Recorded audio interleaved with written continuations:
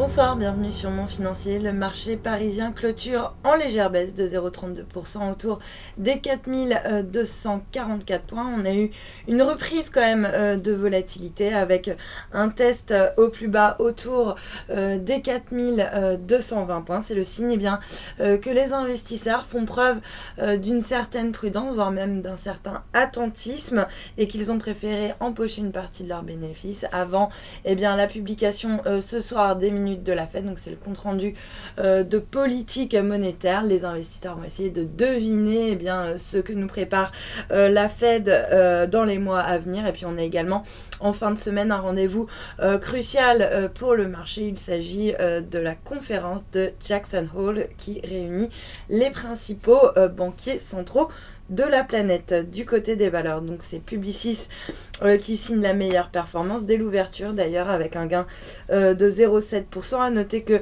plus généralement, c'est le secteur défensif qui a surperformé la tendance aujourd'hui, avec notamment Essilor qui était particulièrement bien orienté. GDF Suez en revanche est lanterne rouge sur le CAC, alors que deux réacteurs nucléaires belges exploités par Electrabel, donc la filiale de GDF Suez, pourrait rester à l'arrêt jusqu'au printemps, voire même ne jamais redémarrer, selon la télévision publique VRT. Puis dans son sillage, Areva qui redonne également du terrain. Mal orienté également le secteur de la distribution, Carrefour notamment qui perd 0,9%, plombé par les mauvais résultats et les sombres perspectives qui ont été dévoilées par l'un de ses comparables et concurrents américains. Il s'agit de Target qui a émis un profit warning, alors que le groupe est confronté à une baisse de la fréquentation de ses magasins. Et puis sur le SBF 120,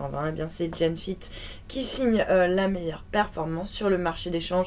Pas mal de volatilité également. Un euro qui est en train de s'enfoncer sous le seuil des 1,33 par rapport au dollar. On est au plus bas depuis septembre 2013. En revanche, l'euro lui reste ferme par rapport au yen. Il est même en légère hausse et préserve facilement le seuil des 137 yens. En fait, plus que la faiblesse de l'euro, c'est le dollar surtout qui se renforce face aux autres devises avant les minutes de la Fed. Signe que le marché est en train progressivement d'imaginer que la Fed va prochainement relever ses taux directeurs. Alors bien sûr pas avant 2015 au moins, mais le marché petit à petit est en train de concrétiser cette anticipation. Il grimpe d'ailleurs de 0,4% par rapport au yen. On est autour des 103,36 yens. Et puis pour terminer, l'once d'or qui, elle, en revanche, reste en légère baisse autour des 1295 $ l'once. Voilà